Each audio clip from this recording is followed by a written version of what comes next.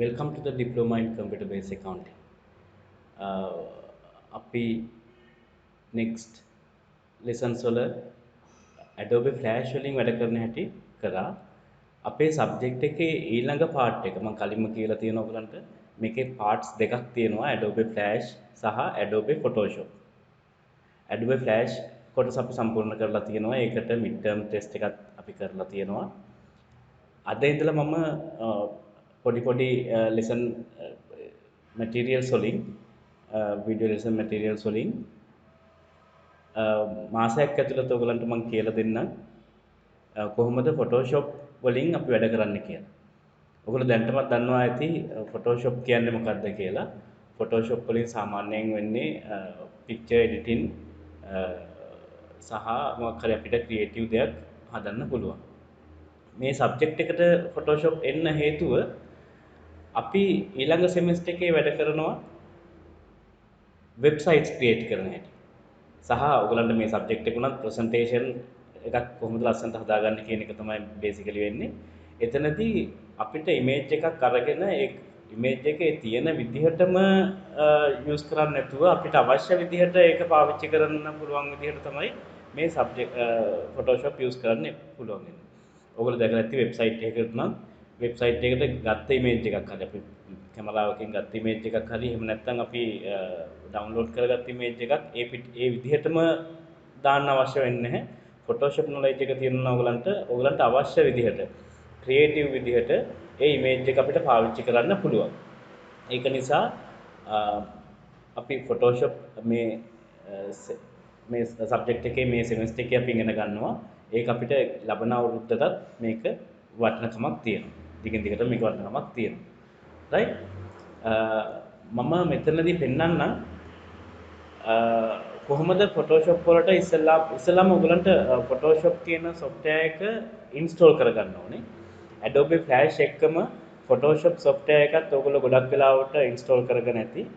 හදිසියෙවක්වත් ඔය CD වැඩ කරන්නේ නැහැ කියන ළමයින්ට CD එක ප්‍රශ්නයක් තියෙනවා නම් එන්න ARC lab එකට කෝල් එකක් දීලා අපිට මේ කෝල් එකක් දෙන්න ගේට් එක ගාවට හරි CD එක රයිට් කරලා අපි ගෙනත් දෙන්න උත්සාහ කරන්න.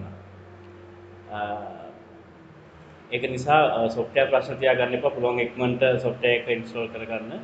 ඕනේ ලාවක කෝල් එකක් දෙන්න අපි මේ දේවල් ටික කියලා දෙන්න ලෑස්තිලා ඉන්නවා. right ඉස්සෙල්ලා ඔයගොල්ලෝ සාමාන්‍ය විදිහමයි Photoshop කියලා මෙතන search එකේ type කරාට පස්සේ Adobe Photoshop CS5 කියන version එක අපිට open වෙනවා. open වුණාම මේ වගේ screen එකක් තමයි ඔයගලන්ට basically එන්නේ. එතනදී menu bar එක තියෙනවා. menus ටික තියෙනවා මෙතන file edit ඒ දේවල් ටික ඔක්කොම තියෙනවා. ඊට අමතරව මේකේ තියෙනවා tool bar එකක්. tool bar එක තියෙනවා. right ඊළඟට color mode switches ඒ දේවල් ටික තියෙනවා. history එක මේ area එකේ ඉන්නේ. අපිට පුළුවන් දැන් මම පෙන්නන්න ඔයගලන්ට මේ විදිහට තමයි basically screen එක open වුණාට පස්සේ package එක open වුණාට පස්සේ තියෙන්නේ. අපි මුලින්ම බලමු කොහොමද මේකට image එකක් open කරගන්නේ කියලා. right first you have to go to file open then you can select any folder or any file. You can download these images from internet or otherwise you can take some pictures, right? Then if you need to open this image, first you have to select it, then click open button, right? මේ විදිහට අපිට පේනවා image එක open වෙලා තියෙනවා. ඒත් එක්ක බලන්න මෙන්න මෙතන අපිට වෙනම window එකක තමයි මේක open වෙන්නේ. මම මුලින් ඉඳලම මේ තියෙන tools වලින් සහ දේවල් කරන හැටි ඔයගලන්ට ටිකෙන් ටික කියලා දෙන්නම්. right පළවෙනි tool එක තමයි මෙතන තියෙන move tool එක උඩට ගියහමත් අපිට වැටෙනවා move tool. move tool එකෙන් වෙන්නේ අපි මොකක් හරි මේකේ කොටසක් crop කරොත් හරි crop කරලා හරි මොනවා දෙයක් කරලා ඒ කොටස move කරන්න තමයි මේ move tool එක අපි පාවිච්චි කරන්නේ. right ඊළඟට තියෙනවා බලන්න මේක ඇතුලේ tools කීපයක් තියෙනවා. මොකද ක්ලික් කරාට ක්ලික් කරලා හිටියොත් එහෙම මේ tool එක marquee tools, rectangle marquee tool, elliptical marquee tool. Likewise, we have several marquee tools here. Right? First, select rectangle marquee tool. Select rectangle marquee tool. Rectangle marquee tool එක select කරනවත් එක්කම ඔයගලන්ට පේනවා මෙන්න මෙතන තියෙනවා property area එක. අපි මේකට කියනවා property area එකක්. ඒකෙත් තියෙන tools වෙනස් වෙනවා. දැන් අපි වෙන tool එකකට move tool එකට ගියොත් මෙතන තියෙන විදිහයි මෙතන rectangle marquee tool එකට ගියාම මෙතන තියෙන properties වෙනස්. right බලන්න. දැන් මෙතන rectangle marquee tool එක අපි use කරා. මේකෙදි වෙන්නේ marquee tool එකකදී වෙන්නේ යම් කිසි area එකක් select කරගන්න. අපි හිතමු මේ image එකේ අපිට මේ කොටස විතරක් select කරගන්න ඕනේ නම් මේ marquee tool එක අපිට පාවිච්චි කරන්න පුළුවන්. rectangle කිව්වහම මේක rectangle එකක් විදිහට තමයි select වෙන්නේ. මෙතනදී අපිට පුළුවන් මේ තියෙන මම ඔයගලන්ට පෙන්නන්නම් මේ select කරගැනීමේ හේතුව අපි මේ image එකේ මේ කොටස විතරක් select කරගත්තාම අපිට පුළුවන් මේ image එකේ අපි select කරගත්ත කොටසට ඕන වෙනස්කමක් කරන්න. දැන් උදාහරණයක් විදිහට මම මේ hue saturation කියන option එක ගන්නවා. මම පෙන්නන්න එක ගත්ත තැන image වලට යන්න adjustment hue saturation. right මෙතනට ඇවිල්ලා නිකන් අපි මේ දේවල් කරන විදිහට තනට තව ඉස්සරහට එනවා. දැනට අපි බලන්න නේ. දැන් මේ තියෙන hue saturation වෙනස් කරාම අපිට ඒ වෙනස්කම apply වෙන්නේ කොහෙටද? අපි අර කලින් select කරගත්ත කොටසට. එතනින් එහාට තියෙන කොටස වෙනස් වෙන්නේ නැහැ. මේ තියෙන කොටසට විතරක් ඒක apply වෙනවා. දැන් මම මෙතනදී මම මේක cancel කරන්නම්. එතකොට අර කලින් තිබ්බ විදිහටම තියෙයි. ඊට අමතරව අපි මේ වගේ කොටසක් select කරලා අපිට පුළුවන් මේ කොටස cut කරන්න. right? ඔයගොල්ලෝ දන්නවා edit you can use cut or copy. cut කියන එක පාවිච්චි කරමු. see? ඒ කොටස cut වෙලා යනවා. අපිට ඕන නම් ඒක ඉස්සරහ paste කරන්න පුළුවන්. edit paste. right? edit paste. මේකම අපිට control keys වලින් පාවිච්චි කරන්න පුළුවන්. control x කියන එක cut එකට, control c කියන එක copy එකට, control v කියන එක paste කරන්න අපිට පාවිච්චි කරන්න පුළුවන්. right මෙතනදී ඔයගොල්ලෝ දැනගන්න ඕන ප්‍රධාන දෙයක් තමයි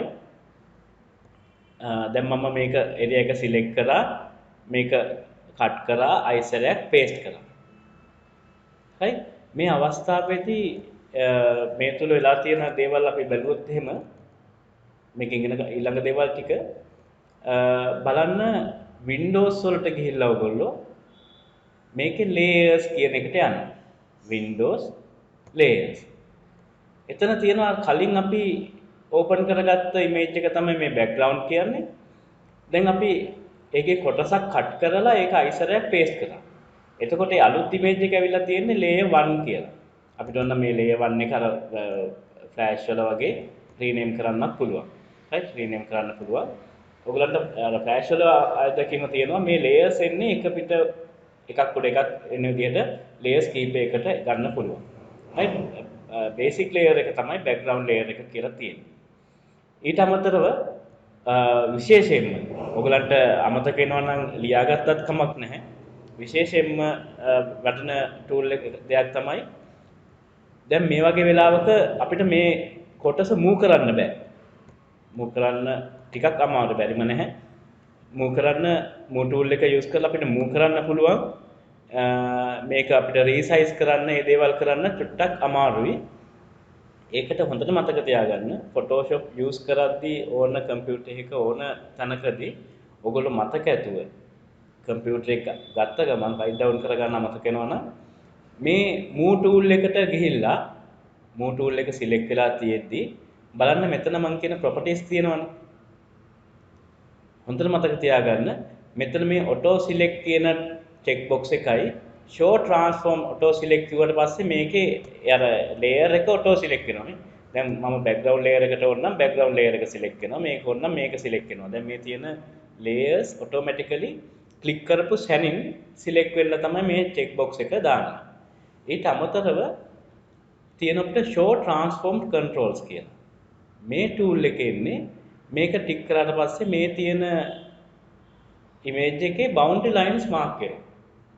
see අපිට මේ boundary line mark වෙන එකේ හොඳ තමයි අපිට ඕන නම් මේ ඕන size එකට මේක resize කරන්න පුළුවන්.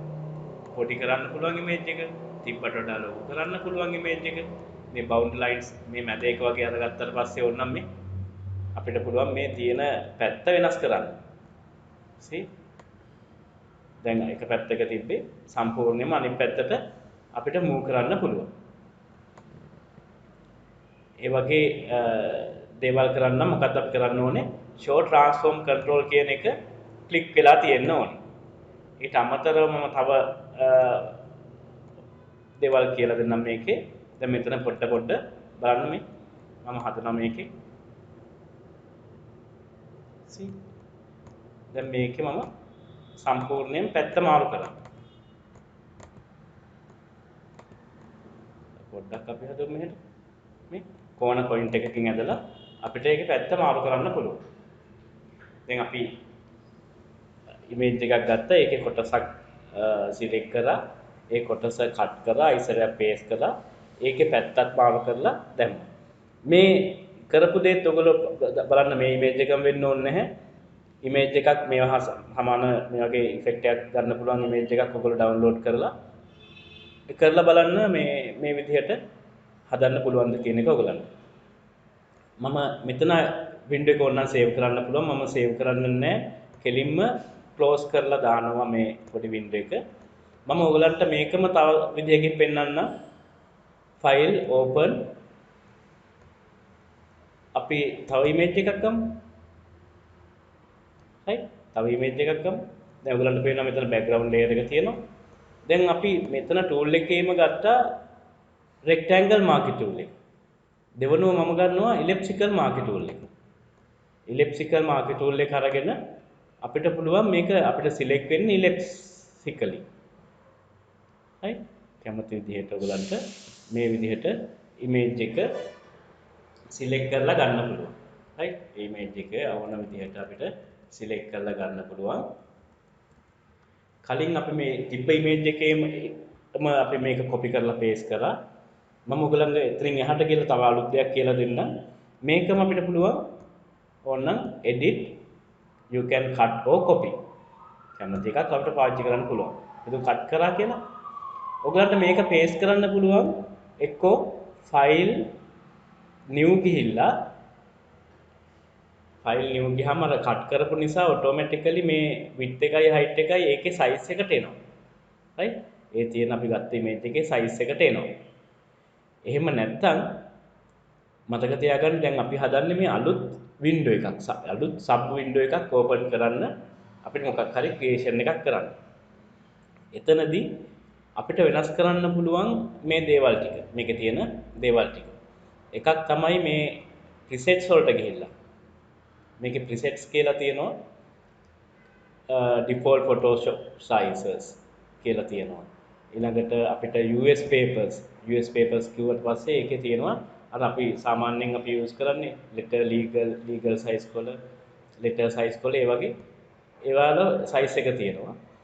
ඊට පස්සේ international papers ඒකෙත් අර විදිහමයි A4 A6 A3 B5 මේ size එකකට නම් අපි මොකක් හරි design එකක් හදන්නේ අපිට ඒක මේ presets වලින් හරි ඉක්මනට ගන්න පුළුවන්.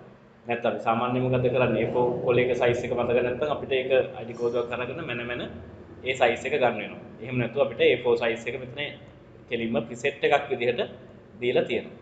ඊට පස්සේ photo තියෙනවා. දැන් ඔයගොල්ලෝ දන්නවා ඇති photo දැන් නම් මේ දවස්වල අපි photos print කරන්නේ නැහැ මේ කාලේ. මේ කෙලින්ම මොන හරි digital mode එකේම තමයි තියාගන්නේ. අපි ඉස්සර වගේ නම් අපි photos ගිහින් දීලා මේ ස්ටුඩියෝස් වලට ගිහින් දීලා ෆොටෝ print කරනවා.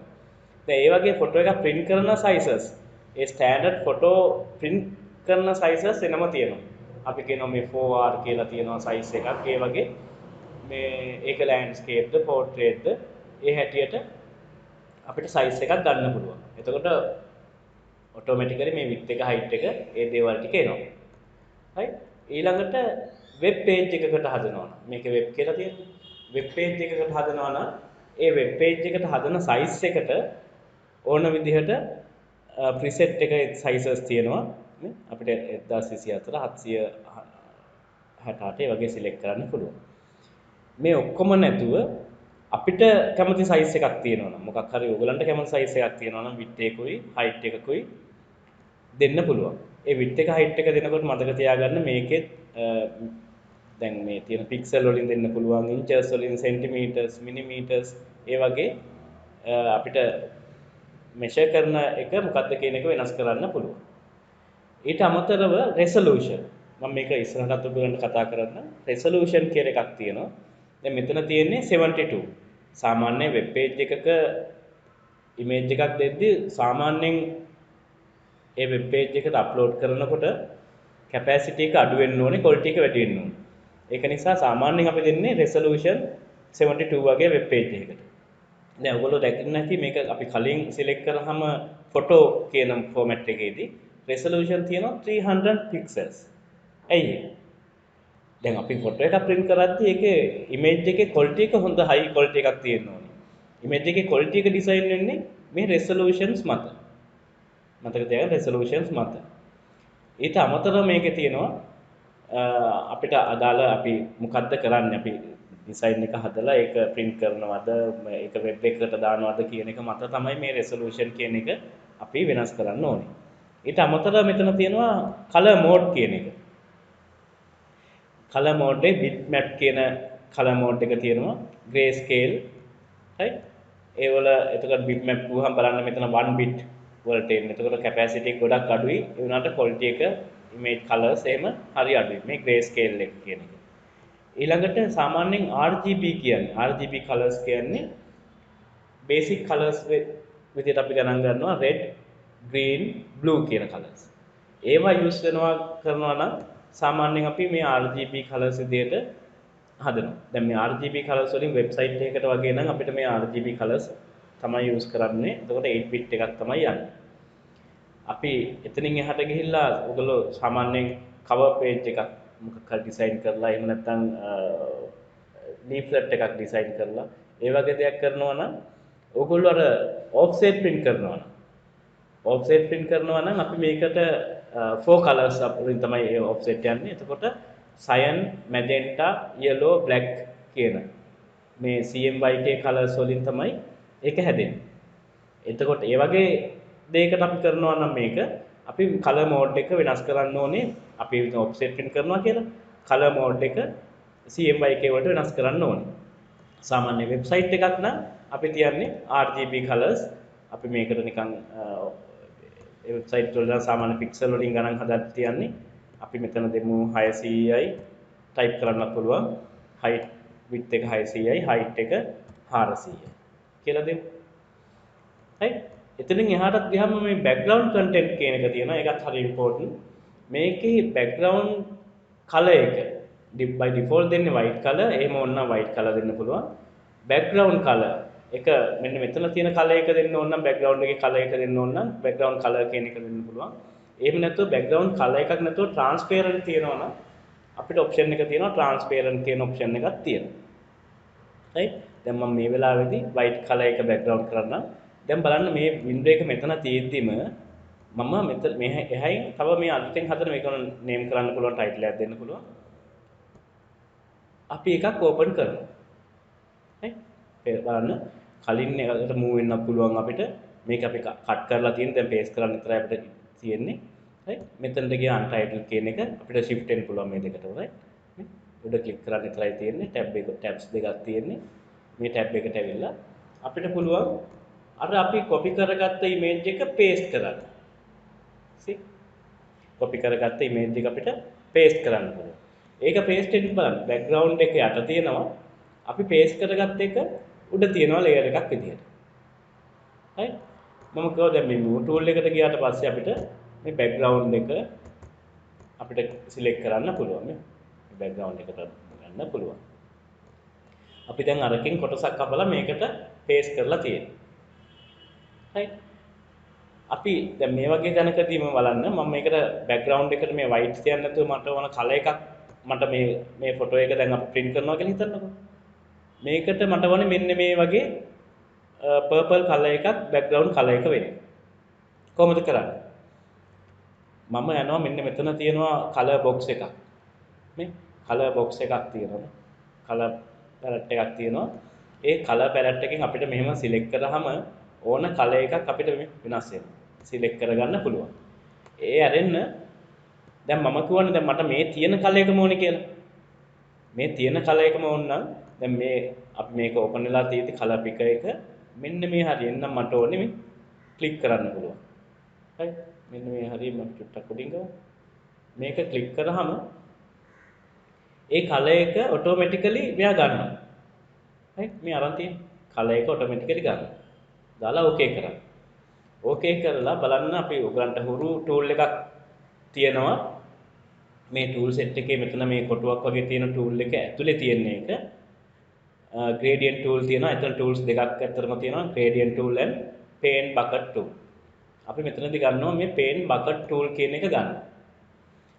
right? අපි ඔයගොල්ලෝ දන්නවා paint bucket tool එක ඔයගොල්ලෝ මුල් කාලේදී පාවිච්චි කරලා ඇති. ඒ tool එක අරගෙන අයිසරයක් බලන්න මේ background layer එක select කරලා නැත්නම් select කරන්න. select කරලා මෙන්න එකපාරක් click කරපු ගමන් අර අපි ගත්ත color එක සම්පූර්ණයෙන්ම background එකට apply වෙනවා. background එකට apply වෙනවා. right? තවදුරටත් ඕන නම් මේ කොම් කෑලි තියෙන තැන් අපිට වෙන විදිහ තියෙනවා කපලා ගන්න මේවා. මේ කැමති ඕන නම් උගලන්ට මේ කලර් බගට් එකෙන්ම ක්ලික් කරාමත් මේ මම ඉස්සරහට කියලා දෙනවා මේ වගේ කෑලි කොහොමද හරිම ෂාප් විදිහට සිලෙක්ට් කරගන්නේ කපා ගන්න කියන එක ඊළඟ දේවල් වලින් මම කියලා දෙනවා. දැනට ඕගොල්ලෝ මම දැන් දෙකක් කියලා තියෙනවා. එකක් තමයි සාමාන්‍යයෙන් තියෙන එකේම ඉමේජ් එකක ෆොටෝස් එකක් කපලා ඒකෙම පේස්ට් කරන්න ඒකේ කලර් වෙනස් කරලා බලන්න ඉමේජ් එකක් අරගෙන ඒකේ කොටසක් කට් කරලා තව වින්ඩෝ එකක් ඕපන් කරලා අපි දැන් මේ හදුවා වගේ එකක් හදන්න පුළුවන් right මේ දේවල් ටික ප්‍රැක්ටිස් කරන්න මම හෙටත් ලෙසන් මැටීරියල් එකක් අප්ලෝඩ් කරනවා ටිකින් ටිකටම මේ මාසේ අපිට දවස් දීලා තියෙන්නේ අන්තිමට ඉස්සෙල්ලා ජූනි මාසේ අන්තිමට ඉස්සෙල්ලා දෙන්න කියලා මේ දේවල් ටික ප්‍රැක්ටිස් කරන්න මොනවා හරි ප්‍රශ්නයක් තියෙනවා නම් කෝල් එකක් දෙන්න. right thank you very much.